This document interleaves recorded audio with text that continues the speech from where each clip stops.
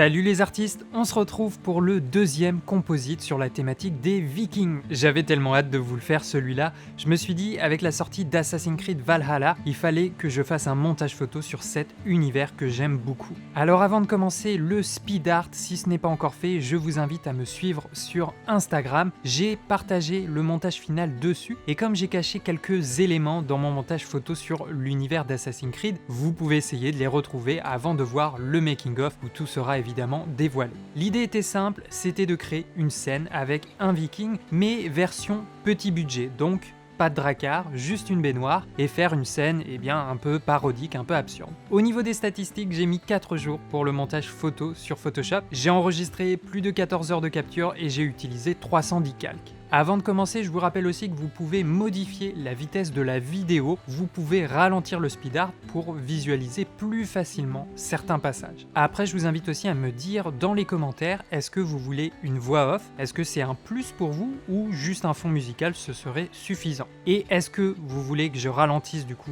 le speed art, auquel cas la vidéo sera plus longue? Merci à vous, vive les Vikings et bonne vidéo! Alors comme la dernière fois, je commence par créer ma scène. Là, on est en intérieur, il faut donc un sol, il me faut un mur et un plafond. Alors au début, c'est vraiment une histoire de perspective, de dimension. Il faut bien prendre le temps de tester différentes positions et orientations. Je fais aussi un petit shading rapide, je commence juste à rajouter quelques ombres pour mieux se représenter la scène et l'arrière-plan. Ensuite, il faut éviter à tout prix de trop approfondir les détails, mais il faut plutôt commencer à intégrer les sujets principaux dans notre scène. Donc moi, il va avoir la baignoire et le sujet. Alors vous allez me voir tout au long de la vidéo préciser le détourage manuellement. Alors oui, il y a des options de détourage automatique, c'est bien pour dégrossir ou sur des sujets faciles, mais ensuite, je vous recommande toujours de vérifier et d'ajuster votre masque manuellement. Ça prend du temps, mais le résultat sera meilleur. Et puis le sujet, c'est moi, même chose, il faut le détourer. C'est l'élément principal de la photo, donc l'incrustation doit être parfaite. J'ai quasiment tout recréé dans ce montage photo, mais au niveau du sujet, j'ai essayé d'avoir dès le début la bonne position, j'ai essayé de mettre quelques vêtements en relation avec la thématique médiévale, même si vous allez voir que je vais compléter son armure par la suite.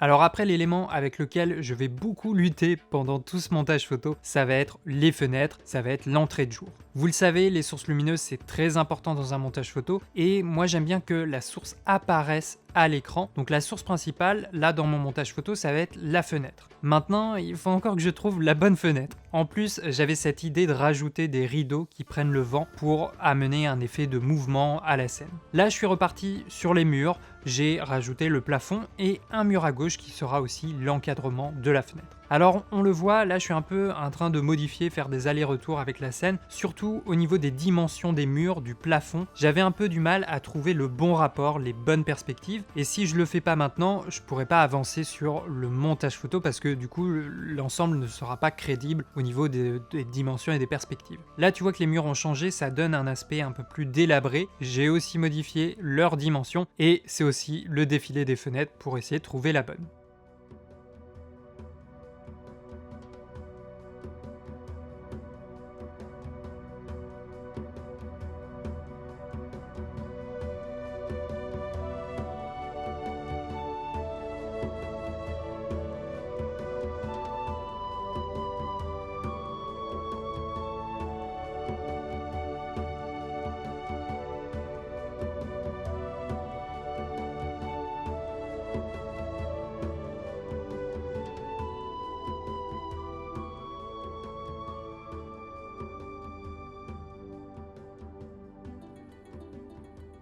Ouf, bon là je le savais pas encore mais cette fenêtre c'est la bonne, je vais la garder par la suite. Enfin plus ou moins vous allez voir.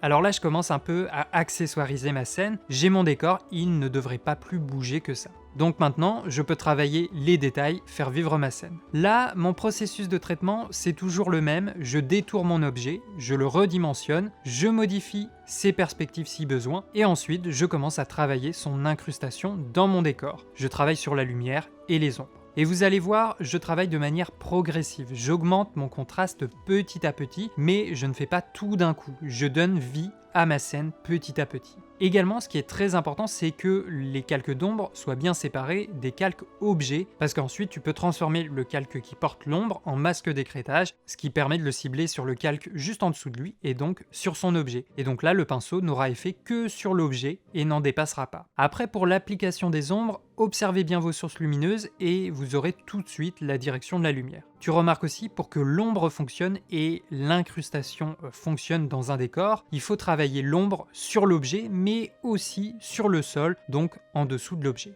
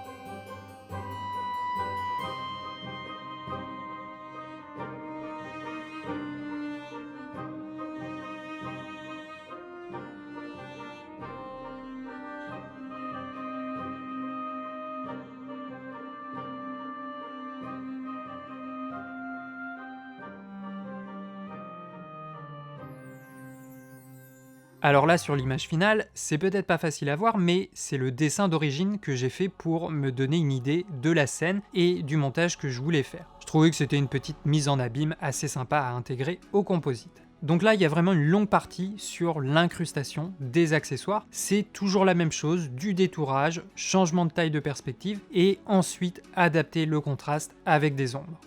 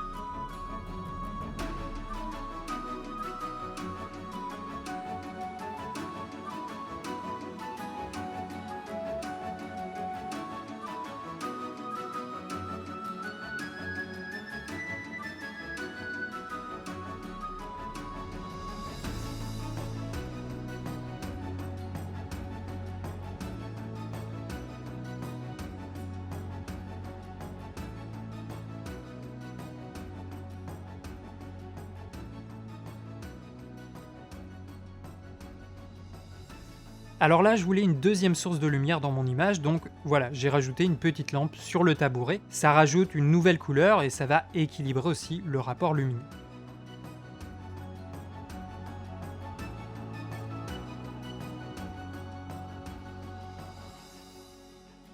Si je peux vous donner aussi un conseil, c'est de rester organisé. Il faut vraiment soigner votre panneau de calque. Prenez le temps de renommer chaque calque, faites des groupes, c'est essentiel si vous voulez faire des montages photos plus complexes.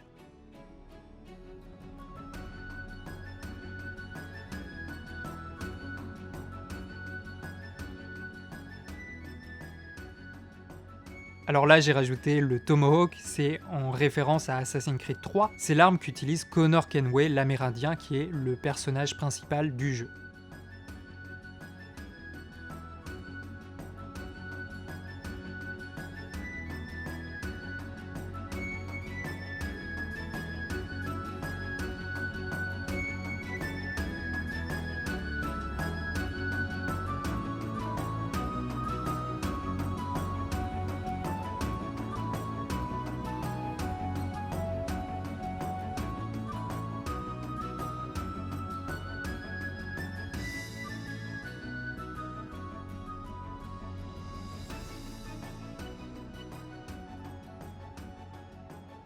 J'ai aussi rajouté une PlayStation 5. Alors au début, je ne savais pas trop où la mettre, je voulais la cacher, mais en même temps qu'elle soit un peu visible. Alors j'ai commencé à la mettre derrière le tabouret, j'ai essayé différentes positions.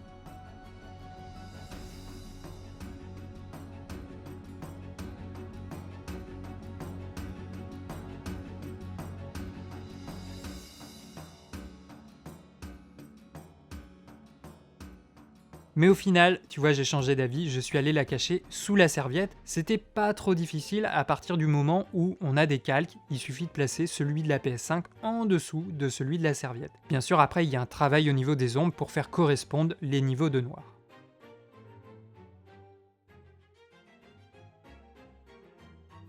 Ensuite, je suis revenu sur les ombres des autres objets. Petit à petit, j'en rajoute et je renforce mon contraste. J'accentue aussi les hautes lumières pour qu'elles soient crédibles par rapport à ma direction de lumière.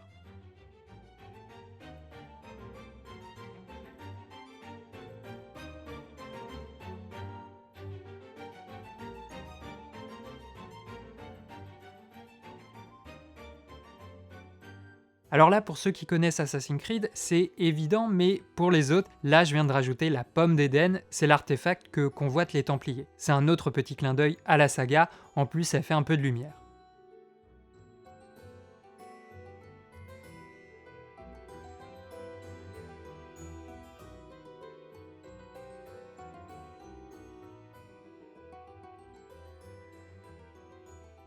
Et puis là, c'est la deuxième mise en abîme, je me suis dit que dans le cadre, j'allais mettre la photo d'origine avant le montage photo. Comme ça, on a directement la comparaison dans le composite. Et puis avec des filtres, j'ai essayé d'obtenir un petit effet de peinture.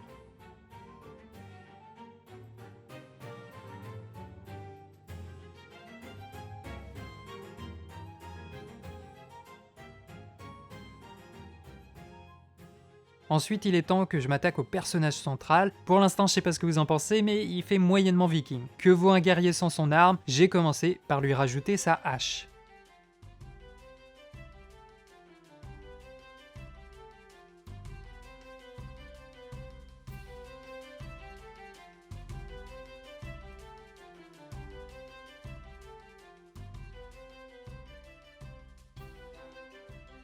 Après, je suis allé chercher une épaulette. Alors là, il fallait modifier l'orientation, mais aussi un peu la forme. Donc pour ça, on peut utiliser par exemple l'option de déformation. Pour la ceinture, c'est pareil, on commence par le détourage, puis je modifie la taille et je joue un peu sur les formes pour l'adapter au mieux à celle de mon sujet. J'en ai aussi profité pour changer la chaussure et mettre une botte un peu plus médiévale.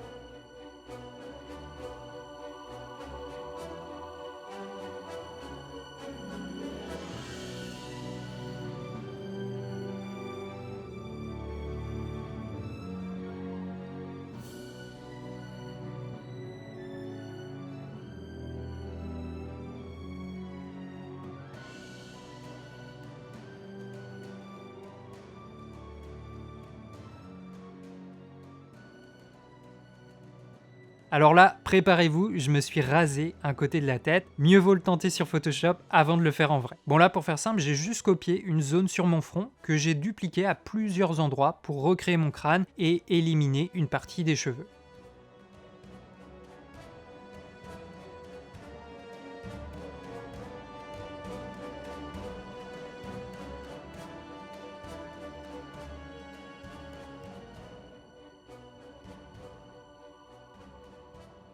Alors là, je suis en train d'assombrir le décor et particulièrement le mur du fond. Ça va faire automatiquement ressortir le personnage au centre.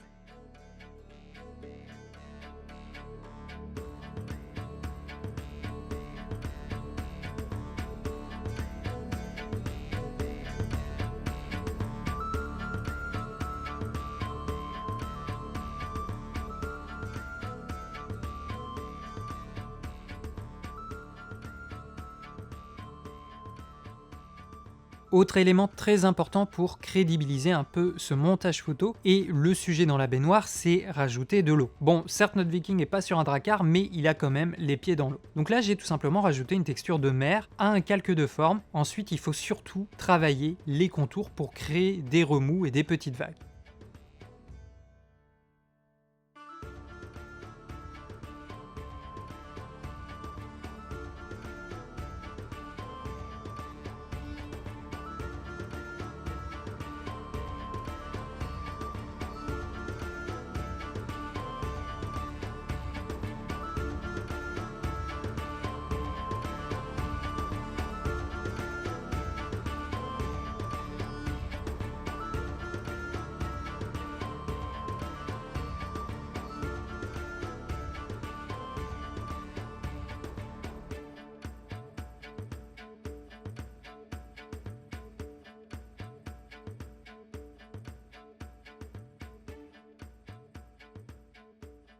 Bon, au niveau du visage, par contre, il y a encore du travail. Pour l'instant, il est trop lumineux. Et comme la source principale de lumière est dans mon dos, en principe, toute la partie droite devrait être beaucoup plus sombre.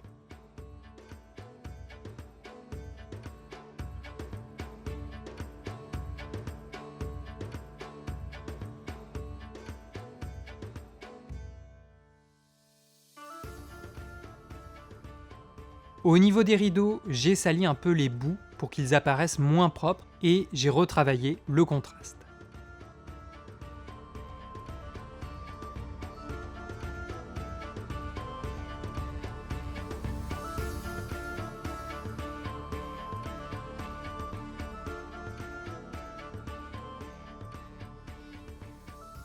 Alors là, c'est un peu la touche finale, c'est un des derniers accessoires qui m'est venu en tête pendant le montage photo. Je me suis dit que j'allais rajouter des balais pour imiter les rames d'un bateau. Et du coup, j'ai rajouté aussi une planche en bois avec des cordes pour donner un peu l'impression que j'ai fait une petite installation de fortune avec une baignoire.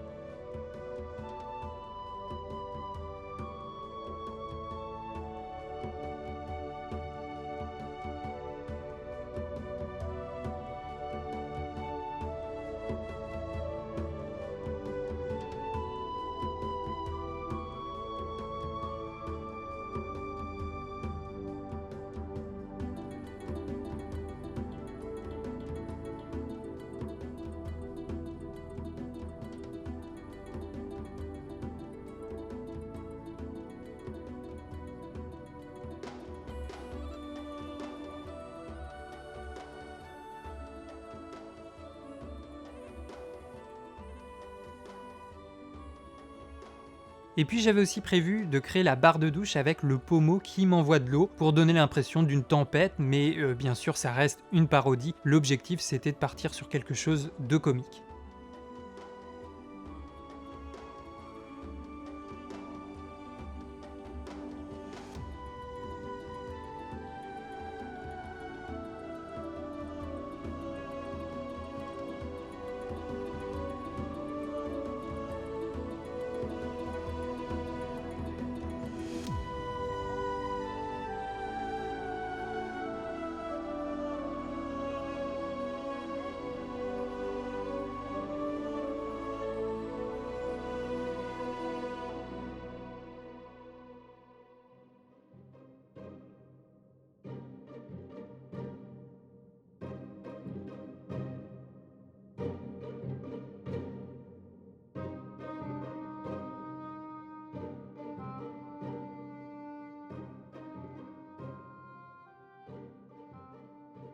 Là, on s'approche de la retouche finale, je suis en train de créer et de renforcer ma direction de lumière avec les hautes lumières. Donc là, on est vraiment sur la fin, c'est le moment où on s'approche du bout, c'est les derniers peaufinements, les derniers détails, et ça c'est très important, il ne faut surtout pas relâcher son attention sur la fin, c'est tous ces détails, tout ce niveau de précision qui fait la différence et qui rendent votre montage photo professionnel et efficace.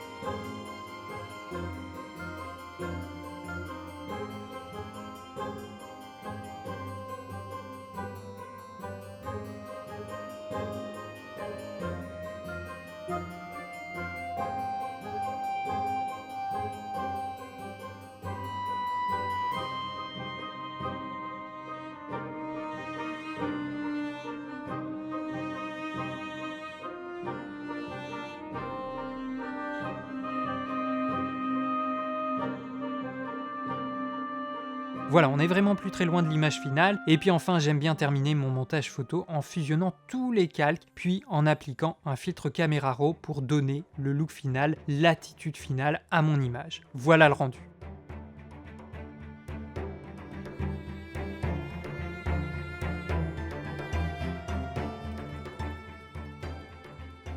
Merci les artistes d'avoir suivi ce composite jusqu'au bout, j'attends votre avis dans les commentaires. Je vous rappelle aussi que si vous débutez sur Photoshop et que vous êtes un peu perdu, j'ai créé une formation sur ce logiciel. Elle reprend vraiment toutes les bases, le fonctionnement de chaque outil. Il y a aussi des cas pratiques où je vous montre les bases de la retouche photo et un peu du montage photo. Vous avez les liens dans la description de la vidéo. C'était Benjamin avec Derrière la caméra, ciao les artistes!